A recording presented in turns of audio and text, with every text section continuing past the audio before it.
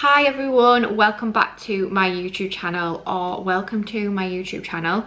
So today's video that I'm filming is how I am getting prepared for labour.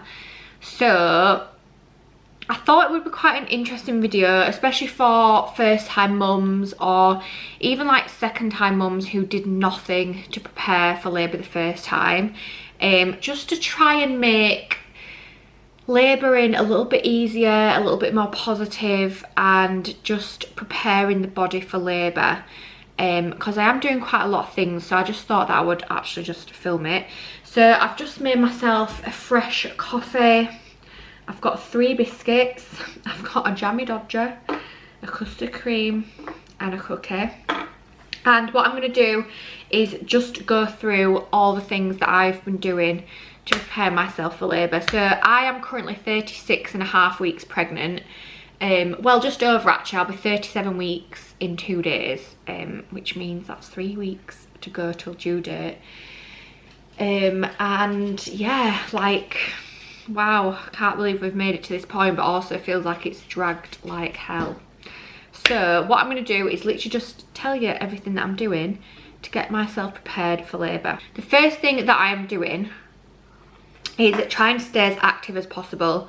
So I've always weight trained. I've weight trained for probably 10 years now, and both pregnancies I've had, I have not trained as much as if I wasn't pregnant, which most people would probably think, oh, that's quite obvious, but some people generally do train exactly the same or the same amount of time. But I just think, especially this time, having a toddler, obviously I don't have as much time to go to the gym anyway. The first time with my little boy, we went into lockdown at 20 weeks, so I couldn't go to the gym anyway. I think if we hadn't have gone into lockdown, I would have trained for my whole pregnancy. And then this time I've just been absolutely knackered because I've got a toddler to look after. So I've probably trained in the last 6 weeks like 3 times in the gym, like weight training. So I've kind of written that off now. I might do a weight session on Thursday. It's currently Tuesday morning, and it's just finding the time. So we do actually have a garage gym now that got finished like a few days ago. So I'm hoping if I have a bit of time on Thursday and I feel okay, I might go and get a weight session in. So yeah, I'm trying to stay as active as possible, but it's mainly just walking. So the reasons for this are just to obviously try and stay fit and healthy. And the more active you are, the easier labour is, because you're accustomed to like that adrenaline and getting out of breath and being tired, because obviously labouring is like a workout, but it's like a very, very, very long workout. And you are working out your muscles and your heart rate and your endurance.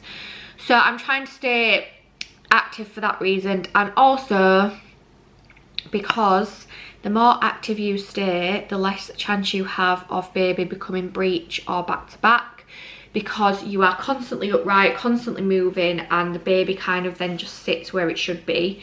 So my little boy was back to back, and the labour was really difficult, and it did end up in an emergency C-section because they couldn't get him out. They couldn't even reach him with his hands, so they were like, there's no way he's coming out.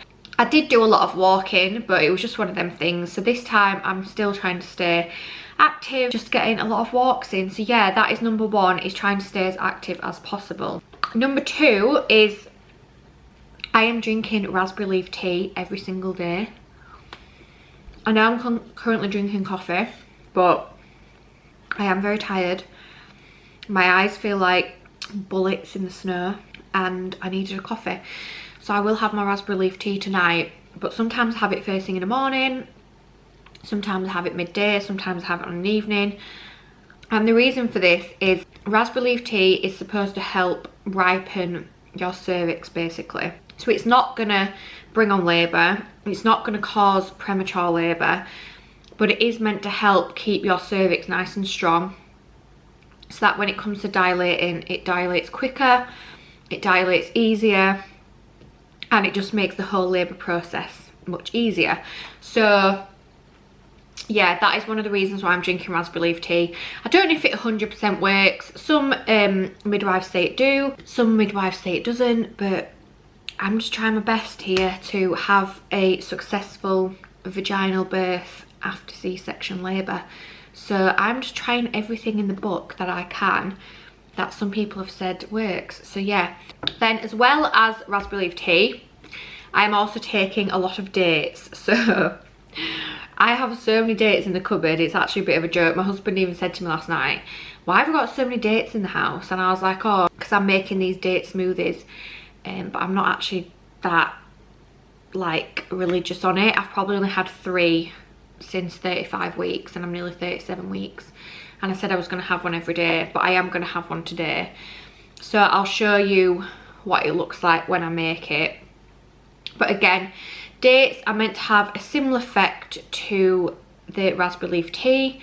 So they're really meant to help your cervix ripen and things like that. I'm just going to show you a post on Instagram from a doula lady who talks about dates. So eating dates from 34 weeks has a ton of benefits. It decreases the need for induction. It ripens the cervix. So your cervix is a big muscle and that is what brings the baby down. So when people say the 10 centimetres dilated, it means that that cervix has dilated to 10 centimetres. But your cervix literally starts off as like one really thick muscle like this, and then it slowly goes out to 10 centimetres. So it ripens the cervix, shortens the length of labour, shortens the uterus, helps reduce cramps, increased dilation rate, lesser chance of intervention, reduction in postpartum bleeding, more manageable contractions, increased chance of spontaneous labour, and that is it. I mean, there's not much more benefits than that. Like, that is great. And even reading this now has really wanted to kick myself up the arse and get these date smoothies drank every single day, especially now I'm nearly 37 weeks, because this child could come whenever she wants. So I am getting these date smoothies in daily. So what I do is I have I put the dates in the blender, I add frozen banana, sometimes I will add protein powder, just depends on whether like I've eaten enough protein that day or what sort of time of day that I have the smoothie. I'll just add water or ice depending on whether banana is frozen, but I do try to add frozen banana because it does make smoothies taste a lot nicer. And then sometimes I'll add other fruit as well, like if we've got fruit in the fridge that needs eating because it's going off, and then I'll just shove that in there as well. I can't say it's an amazing tasting smoothie, it's just really sweet. Dates are really sweet. So I add about 3 to 5 dates per smoothie. And yeah, I just try and get myself through it and drink it. Like I say, I don't actually mind the taste of it. It's just really sweet. So yeah, date smoothies are quite sweet. But I would prefer to do that than to actually eat a physical date. Well, definitely 3 to 5 dates a day. I don't really fancy just sat chewing on those. So in my opinion, date smoothies are the easiest and most convenient option for my lifestyle slash my taste buds. So another thing I've been doing is having pregnancy massages. So I've had 2 so far and I've got 1 more booked in next week, so a week on Thursday. So I'll be exactly 38 weeks, fingers crossed I make it. So I will be having a full body pregnancy massage, and also I'm having reflexology next week as well. And reflexology is really meant to help relax the body, especially in late pregnancy, and kind of it can sometimes bring on labour as well. So that's why I've booked reflexology for my 38 week one. And do you know what, if I get to 40 weeks and I've still not had this baby, then I'm probably going to try and book another last minute massage as well. But it just really helps to relax the body. Obviously it helps with aches and pains. The more pregnant you become, the more achy you become, the more chance you have of things like sciatica, like pelvic pain, hip pain. Like my hips are really starting to hurt now because I'm constantly sleeping on my side, and obviously my knees are like together because I do use a pregnancy pillow, but I get far too hot like cuddling the pillow, so I do end up just chucking it out of the bed at like 12 o'clock. So I probably only sleep with a pregnancy pillow for like 2 or 3 hours. So yeah, pregnancy massage luckily there is a local girl named Me who someone recommended to me, and she does pregnancy massage and she comes to your house.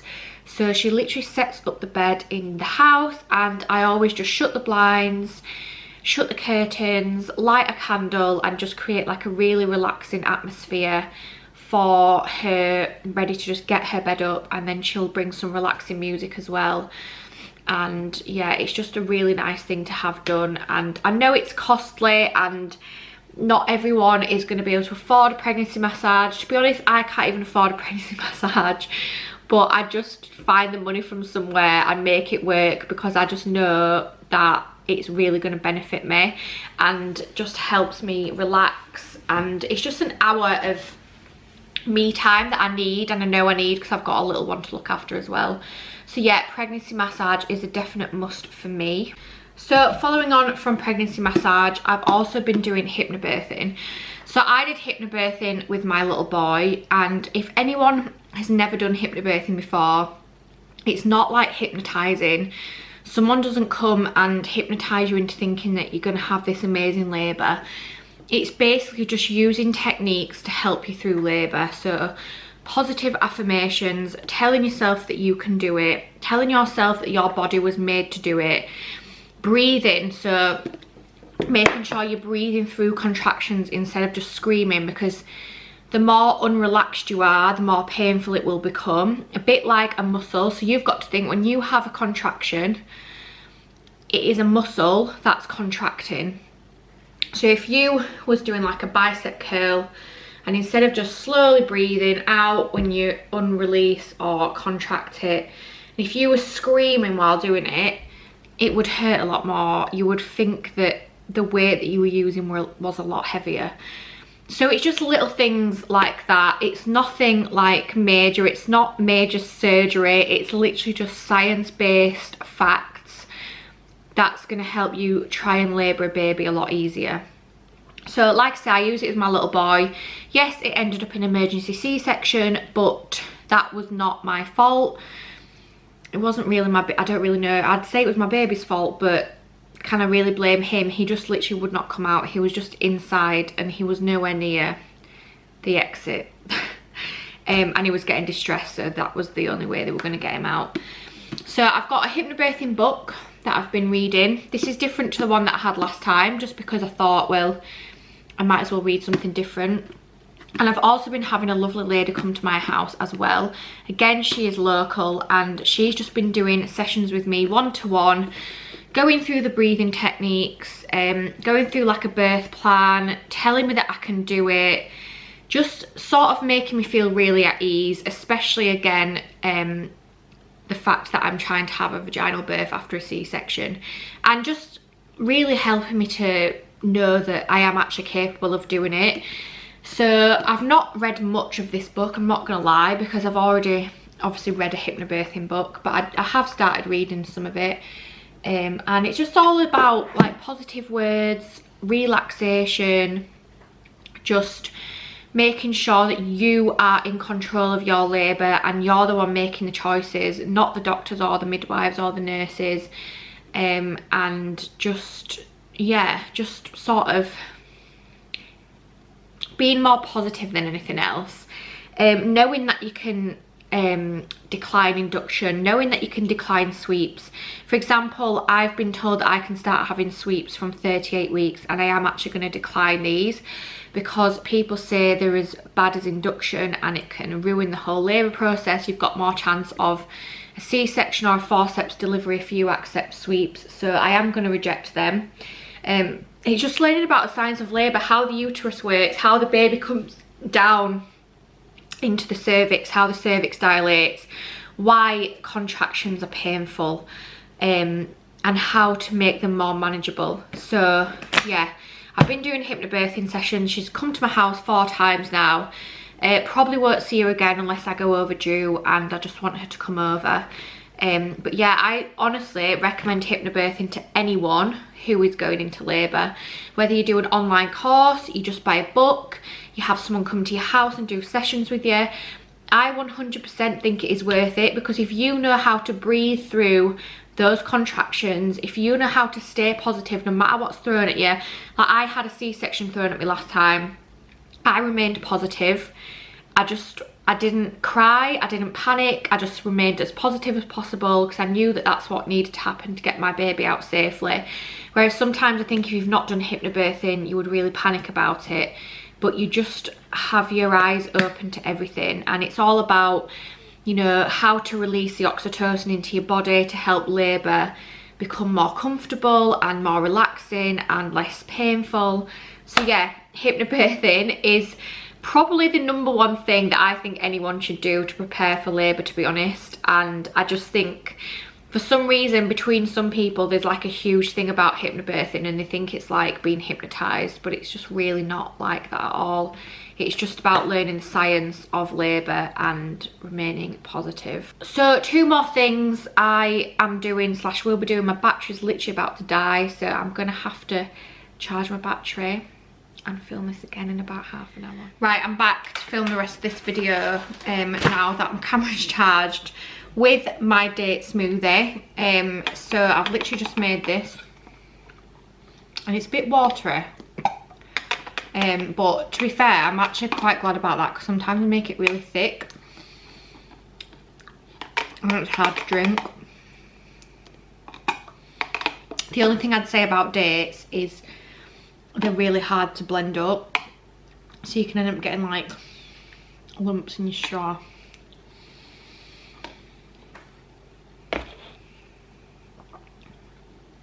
Anyway, so I only have 2 more things to state that I've been doing for getting ready for labour.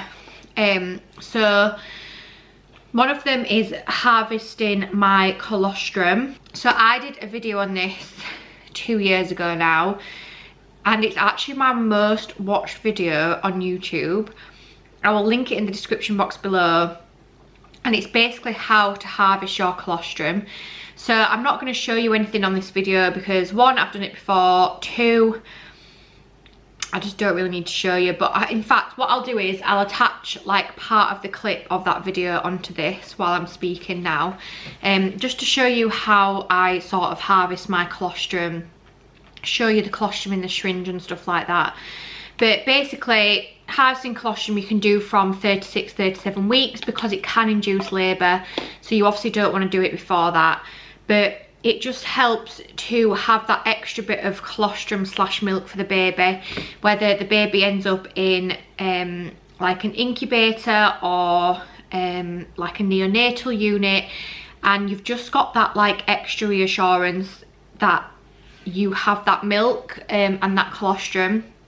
Or the baby might not latch, they might have tongue tie, where you could keep pumping milk if you wanted to breastfeed, but you could also give them the colostrum in the syringe rather than feeling like you just have to go straight to formula. Or you can even, I actually say that it's great for women who want to formula feed because you can harvest your colostrum before the baby's born.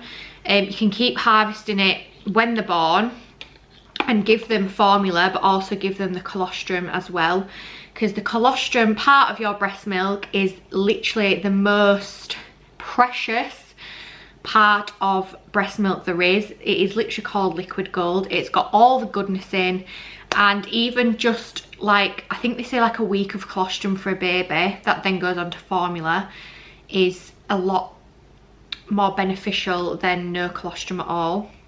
So yeah, harvesting my colostrum. And then the last one is just doing things like yoga poses. So downward dog, child's pose, cat cow, getting on all fours, making sure that I'm in an upright open position so that I'm stretching those muscles, stretching my groin, stretching my like area, and also just trying to get the baby into a good position for childbirth. So if you're on all fours and you're upright and open, basically meaning your pelvis is open, and that's really good positions for child labour, and also helps to get the baby in a good position as well. So that's basically everything I'm doing to prepare for labour. Obviously I've already packed my hospital bag. That is on YouTube already, and I will tag that one in the description box below as well, so you can see what I've packed for labour, but that is ready to go. So whenever I go into labour, that will obviously be coming with me. But yeah, I just thought I'd do a quick video on things that I'm actually doing to prepare my body for labour and prepare my body for a VBAC. So I know I've not really touched much on the VBAC. I probably should have done it at the beginning of this video. But basically, a VBAC is a vaginal birth after a C-section. I had a C-section with my little boy. It was an emergency C-section, but I did dilate to 10 centimetres and I pushed for an hour.